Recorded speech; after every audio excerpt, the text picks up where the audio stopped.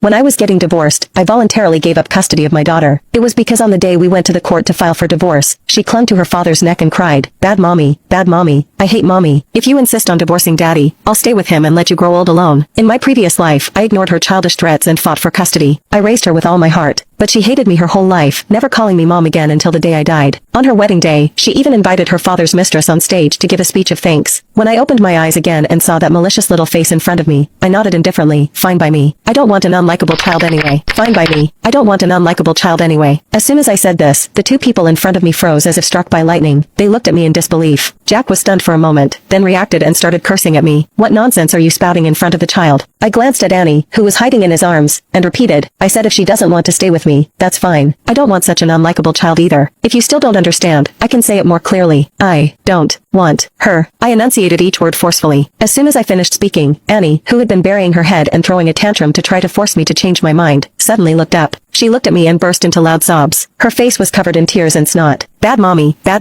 I hate mommy, she cried while struggling in Jack's arms. She almost fell. Jack had no choice but to lower his head and frantically try to comfort the child. Mommy's just joking. She carried you for 9 months, gave birth to you, and took care of you. How could she not want you? We all know you're her favorite. Under his gentle coaxing, Annie's cries gradually subsided. She clung to Jack's arms like an octopus, tightly hugging his neck, and asked in a small voice, really? Of course it's true. Don't you want to ask your mom yourself? Jack comforted her while giving me meaningful looks, wanting me to take the child and comfort her. Annie also looked over with tear-filled eyes, full of expectation. But I remained unmoved, not even raising an eyelid, still maintaining that cold attitude. Annie seemed to have been stung, her mouth twisted as if she was about to cry again. Jack lost his patience and glared at me with a dark face. What's wrong with you? It's bad enough you want a divorce, but now you don't even want the child? Are you still fit to be a mother? I sneered and said indifferently, wasn't she the one who said she didn't want me as her mother first? Of course I have to respect her wishes. Annie's small body stiffened for a moment, then she glared at me fiercely. She shouted, you were the one who didn't want me and daddy first. If you respect my opinion, why do you still insist on divorcing? My biggest opinion is that you shouldn't get divorced. Why don't you listen? You just don't want us. You want to make me a child without parents. In my previous life, she accused me the same way. She called me selfish and self-centered, threatening that if I dared to divorce, she would never acknowledge me as her mother again. I didn't argue with her, considering her young age. Instead, I patiently explained to her. I said it was because her father had another woman outside. That's why I chose to divorce. I thought saying this would make her understand. But what I got in return was her naive yet vicious question. Is it because you're not good enough, so daddy had to find someone else outside? My classmate Rosie's mom is beautiful and capable, and her dad would never look for anyone else. You're not good enough, daddy doesn't want you, and I don't want you either. At that moment, I felt as if I had fallen into an icy pit. A sense of frustration and despair I had never felt before welled up in my heart. I always thought that even if I wasn't a successful wife, I was at least a successful mother. Since Annie was born,